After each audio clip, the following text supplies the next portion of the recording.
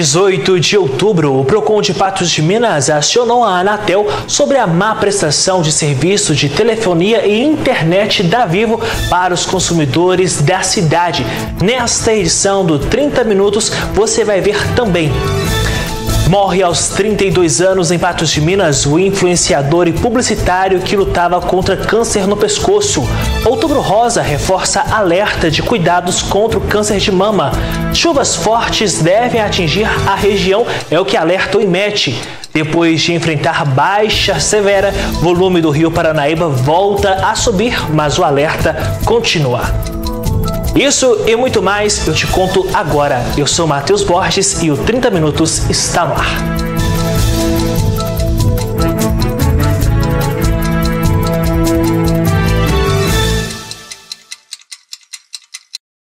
Um excelente dia para você. Nós abrimos esta edição te mostrando que o Pix terá mudanças a partir de 1º de novembro.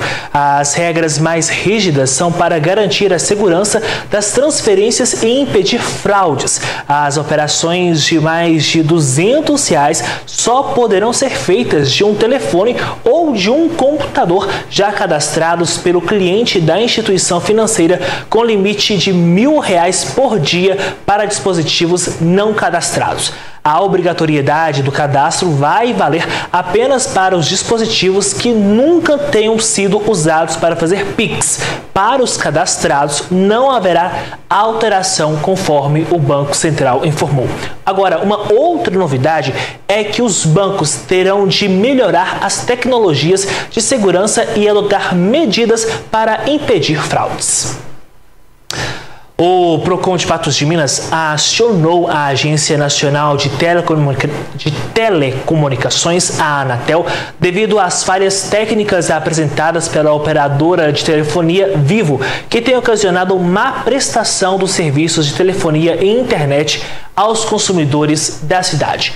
O Procon pede para que seja instaurado um procedimento administrativo para apurar os problemas e que a Vivo cumpra pela qualidade dos serviços contratados. Rápido intervalo, agora 11 horas da manhã, 32 minutos, e a seguir a gente mostra o estudo que alerta sobre o uso de paracetamol. E a gente fala do Outubro Rosa e reforça os cuidados contra o câncer de mama.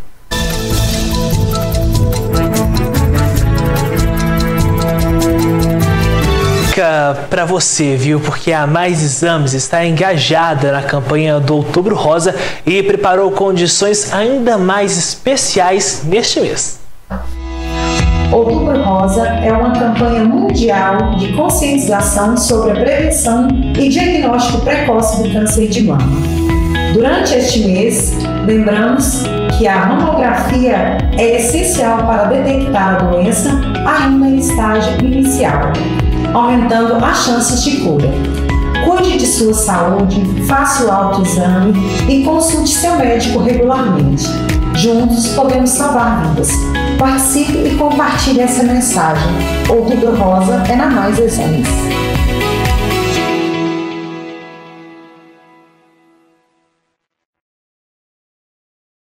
A quantidade de casos de intoxicação por paracetamol acende um alerta.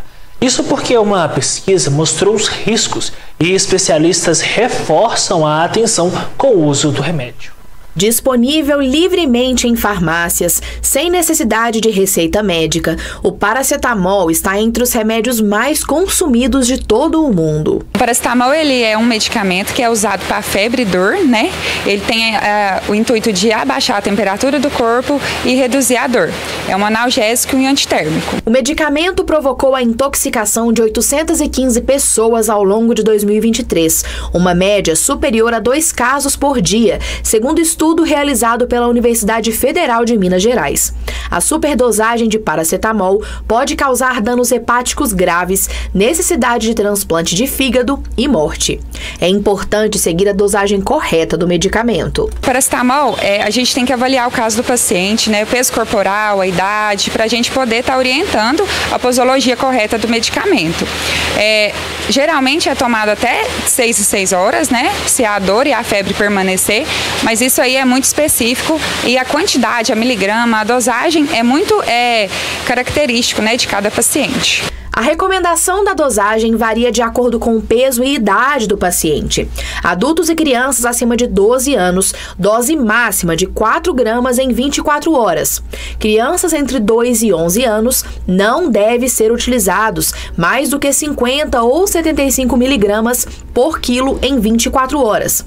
Para crianças abaixo de 11 quilos ou 2 anos ou com menos de 20 quilos, o médico deve ser consultado antes do uso. A automedicação e erros de administração são apontados como as principais causas de problemas relacionados ao medicamento. É muito importante, né, o paciente estar sempre bem orientado, principalmente em questão das dosagens, né?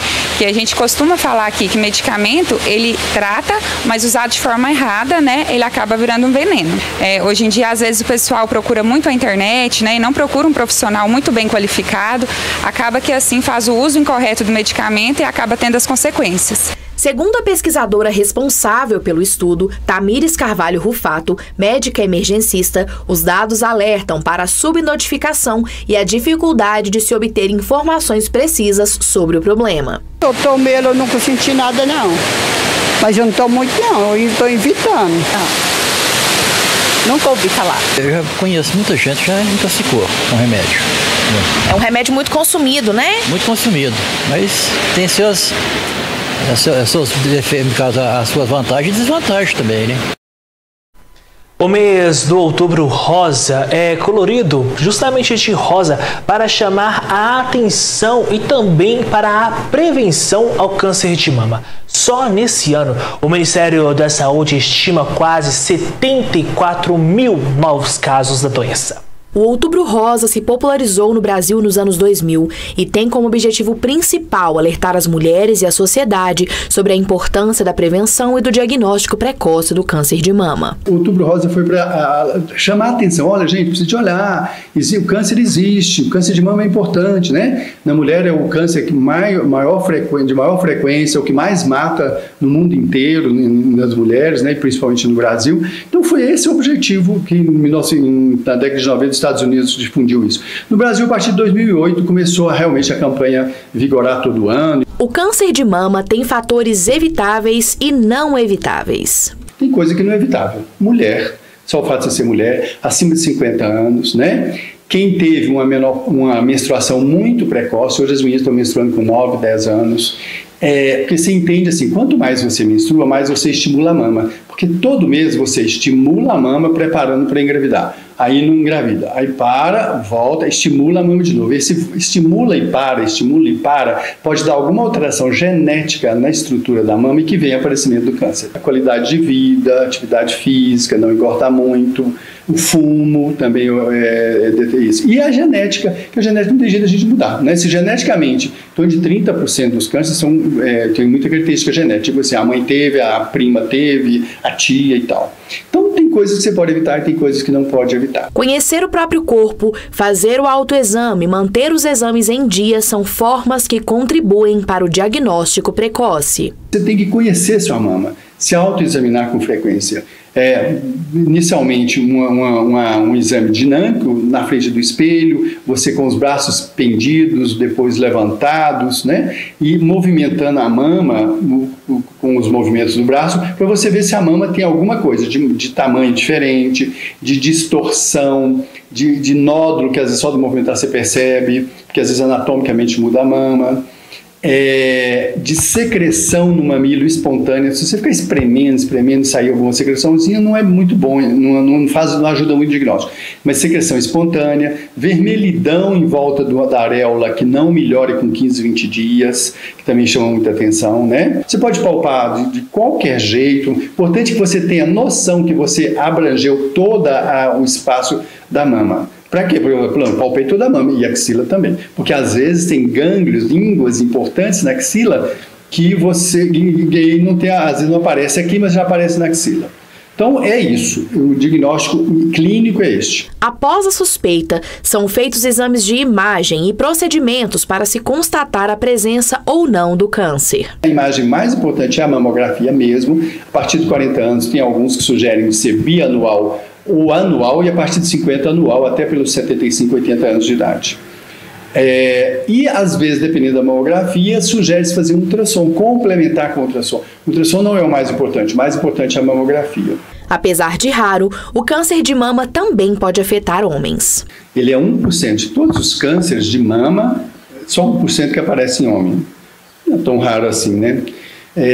Mas é mais ou menos a mesma manifestação, né? Principalmente depois dos 40 anos, que às vezes é um nódulo, principalmente homem que às vezes tem mais mama, muita gordura, mais gordinho, é difícil às vezes dele palpar, mas ficar sempre atento, porque se for um nódulo que é palpável, estranho, claro, geralmente é de um lado só, é muito difícil o homem ter dos dois lados, um nódulo na mama, em homem, já chama muita atenção.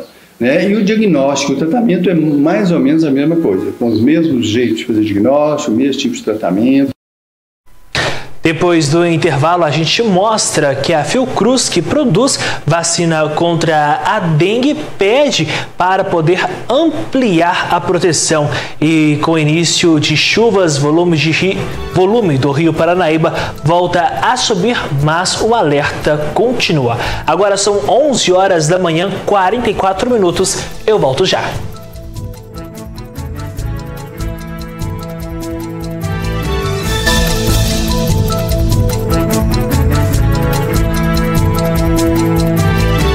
Sorriso bonito e livre de problemas na mastigação, não se preocupe, viu? Porque a Mais Implantes de Patos de Minas vai te ajudar. Olá, eu sou o Dr. Vitor Hugo aqui da Mais Implantes e esse recado é especial para você que é aposentado ou pensionista. Vou abrir 10 vagas na minha agenda para garantir uma condição exclusiva para você que é aposentado ou pensionista e está sofrendo ainda com aquelas antigas dentaduras ou aqueles antigos rotes que tanto incomodam. Mas para você aproveitar e garantir a sua vaga, pega o telefone agora e diz que no 9960-4300. Vou repetir, 9960-4300. Venha para Mais Implantes, muito mais motivos para você sorrir, vem! Eu já fui e tenho certeza que você vai também. A Fiocruz formalizou um pedido ao Ministério da Saúde para desenvolver uma vacina contra a dengue no país. A ideia é aumentar a quantidade de doses para proteger a população.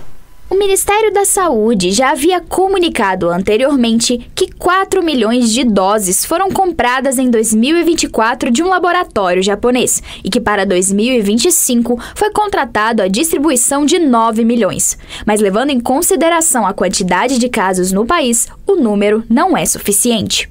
A Fiocruz fez junto ao Ministério da Saúde um pedido de parceria de desenvolvimento produtivo. O que é isso? Isso é uma parceria com a Takeda, que é a fabricante da vacina Qdenga, de transferir a tecnologia de produção para a Fiocruz, para que a Fiocruz possa produzir essa vacina em biomanguinhos, né, igual a gente já fez com a AstraZeneca. Então é um procedimento muito parecido, em que eles transferem a tecnologia, os IFAs, tudo para que a gente tenha autonomia na produção da vacina local, né, dentro de uma fábrica que é do SUS, que é Biomanguinhos. A OMS define a Qdenga como uma vacina viva atenuada que contém versões enfraquecidas dos 4 sorotipos do vírus causadores da dengue. A recomendação é que as doses sejam aplicadas em crianças e adolescentes de 6 a 16 anos em locais de alta transmissão. A vacina, ela é uma vacina de vírus vivo atenuado, né, e ela tem uma proteção muito boa contra hospitalização, né, é pouco mais do que 90% de proteção contra uma dengue severa a ponto de ser hospitalizado, e ela tem a proteção contra os 4 sorotipos, né, então ela previne a dengue sintomática causada pelo sorotipo 1 em 69,8%, contra o tipo 2 é pouco mais do que 95%, contra o tipo 3 é 48,9% e o tipo 4, 51%. Né? Aqui no Brasil a gente circulou mais o tipo 1 e o tipo 2, então a gente vê que a vacina protege muito contra os principais tipos circulantes aqui no Brasil. Além da Qdenga, também está em desenvolvimento uma vacina contra a dengue pelo Instituto Butantan. A previsão é que ainda este ano o pedido de registro seja submetido à Anvisa. Essa vacina ela é extremamente segura, né, e de acordo com os ensaios clínicos delas, tem alguns efeitos colaterais, mas são os efeitos colaterais comuns do seu corpo tentando reagir a um antígeno, né, a um agente que ele desconhece, que é febre, uma dor no corpo, né, que vem decorrente dessa febre, uma dor de cabeça, mialgia e principalmente a dor no local da aplicação, já que é uma injeção. Mas é isso, é tudo dentro dos efeitos colaterais esperados de quem passa por uma vacinação. Nós temos acompanhado a situação do Rio Paranaíba em Patos de Minas, que sofreu com os efeitos da seca prolongada e tem enfrentado problemas como a mortandade de peixes e o descarte de esgoto. Com o início do período chuvoso, o volume começa a subir, mas ainda é preciso atenção. O Rio Paranaíba, fonte de abastecimento hídrico de Patos de Minas e diversas cidades da região, tem preocupado ambientalistas e população em razão das consequências severas da seca, falta de ações eficazes e mortandade dos peixes, situações que foram mostradas pela equipe de jornalismo da NTV no mês de setembro. Agora, em meados de outubro, o volume da água aumentou, mas muitos problemas ainda permanecem e demandam atenção. O que mais me preocupa também é a questão do acesso, que tem muitos detrito, resto de construção civil, mesmo material que fica depositado nas ruas, a fiscalização ainda é pouca, sabe? E eles acabam acontecendo isso aqui. Você pode ver que está empurrando o rio para outra margem lá. Se você olhar o lugar que a gente estava lá embaixo agora, tem uma série de árvores caídas lá, mortas, e devagarzinho o soterramento, o que vai aterrando aqui, vai encostando o rio para lá, ele vai furando o barranco e derrubando as árvores e procurando outro caminho. Políticas públicas efetivas são um passo importante para a recuperação do rio, conforme destaca o presidente do CODEMA, Ivanildo Alves. Isso, para mim, é uma falta de política pública, de fiscalização, da necessidade de que o município realmente toma como prioridade a questão da água. A questão hídrica hoje no nosso país é uma coisa séria. Nós somos um dos países que tinha mais água potável do mundo. Hoje em dia, se você olhar aqui, o curso d'água que vem, que chama de córrego da água limpa, ele está preto, está sujo, ele está cheio de esgoto. E a Câmara, o município, eles têm que ater essa situação. Está na hora de sentar e falar, gente, vamos resolver esse problema aqui. Nós precisamos de ter umas políticas públicas que realmente seja efetiva. Materiais de construção, detritos de animais e outros tipos de sujeira chegam até o rio, o que, somado ao nível da água ainda não satisfatório, descarte irregular de esgoto e demais problemas, contribuem para a degradação desta fonte de água. A água, ela traz essa particularidade, ela traz uma vida. E essa vida, nós estamos deixando escorrer no perímetro urbano aqui, pelos dedos, por falta de política pública. A necessidade que tem da gente envolver todo mundo, a comunidade, falar assim, olha, eu preciso construir minha casa, mas eu vou guardar minha material de construção civil de uma forma correta, para que isso não vai escorrer na época de chover, não vai sujar, a pessoa vai varrer para dentro do bueiro, você entendeu? Isso tudo são políticas que se pode melhorar e salvar o rio. E lógico, essas áreas esse acesso aqui tem que ser desassoreado. Até pouco tempo atrás nós tínhamos uma cachoeira de esgoto ali. Hoje, quando passamos ali, eu vi o pessoal da Copasa limpando um esgoto ali. Esse esgoto está caindo aqui dentro desse curso d'água. Então isso é algo que a gente tem que mapear, a gente tem que colocar num caminho, tem que deixar com que o município tenha acesso àquilo. Opa, eu vou fiscalizar. Pois é, né? E cadê a fiscalização? Tanto precisamos das nossas autoridades. Mas olha, para os próximos dias, mais chuva, viu? A previsão do tempo indica tempo instável e pode chover forte em algumas regiões. Dá só uma olhada. Previsão do tempo. A combinação de calor e vento e intensificação de áreas de instabilidade deixam o tempo chuvoso na região. As chuvas devem ser isoladas e vão de moderadas a fortes. Inclusive, tem alerta do Instituto Nacional de Meteorologia. No final de semana, as temperaturas recuam. Hoje, em Patos de Minas, chega a 34 graus e amanhã cai para 29 de máxima. Neste sábado, em Guimarães, vai de 21 a 28 graus. Em Cruzeiro da Fortaleza, máxima de 27. Em Coromandel, Presidente Olegário e Lagoa Grande, chega a 31 graus de máxima neste sábado.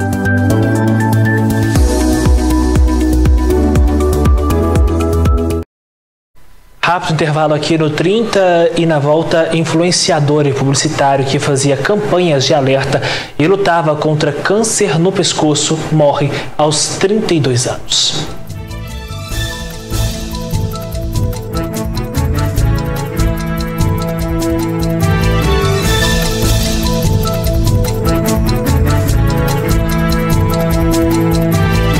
A noite desta quinta-feira foi de espetáculo no céu. O fenômeno da superlua aconteceu pela segunda vez esse ano. Quem não apreciou o momento vai ter mais uma oportunidade ainda em 2024.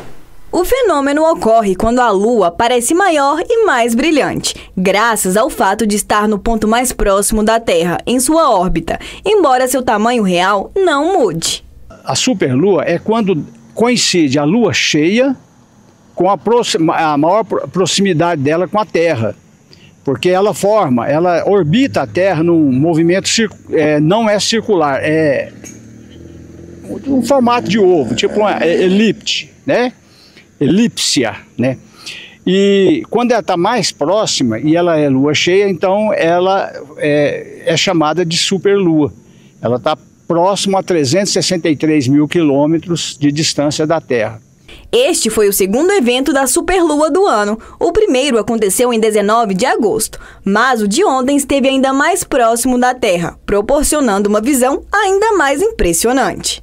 Se você perdeu a chance de observar essa superlua, não se preocupe. O próximo fenômeno está previsto para o dia 15 de novembro. A dica para uma melhor observação é procurar locais afastados dos centros urbanos, onde a poluição luminosa é menor, garantindo uma visibilidade mais clara.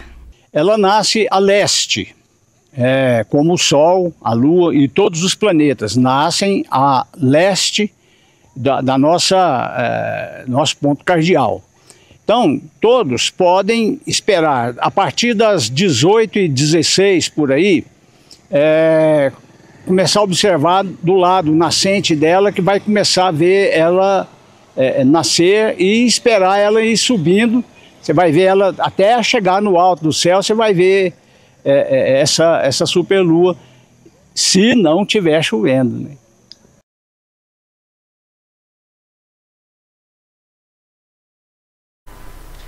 Morreu nesta sexta-feira o publicitário e influenciador digital Pedro Mororó. Ele era natural de Vazante e morava em Patos de Minas. Pedro fez campanhas de alerta e foi um exemplo de luta contra o câncer. Pedro foi um exemplo de luta e exemplo de coragem. Não escondeu a gravidade do câncer que enfrentava. Pelo contrário, fez questão de falar e alertar. Deu entrevistas à NTV e participou comigo do Espaço Feminino em julho de 2023. Eu escolhi lutar, enfrentar as adversidades, fazer a minha parte muito bem. Pedro travou uma luta contra um tumor raro, sarcoma de células dendríticas, que desenvolveu no pescoço. Ele descobriu câncer em 2018, quando tinha 26 anos, e enfrentou uma árdua luta contra a doença, apoiado pela família e amigos. Realizou diversos tratamentos e terapias, como cirurgias, quimioterapias e radioterapias. Em agosto desse ano, publicou em sua rede social o boletim médico sobre o agravamento da doença e que estava sob cuidados paliativos. No mês de setembro, outra publicação informava sobre internação. Nesta sexta-feira, a família comunicou o falecimento de Pedro Mororó aos 32 anos. Mas a voz do Pedro ecoa. O legado de luta, coragem e fé permanecerão.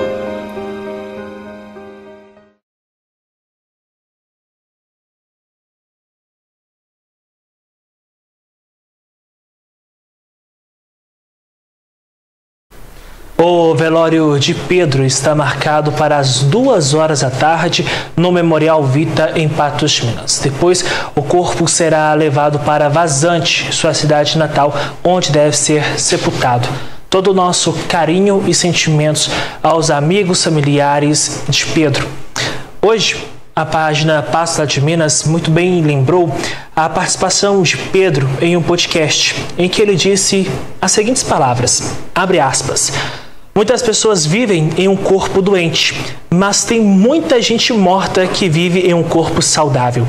Então, não seja essa pessoa morta em um corpo saudável. Viva! Fale que ama, seja intenso, dê o seu melhor. A vida passa, tudo passa. E às vezes você não aproveitou absolutamente nada do que tinha ali na sua frente. Fecha aspas. O 30 fica por aqui.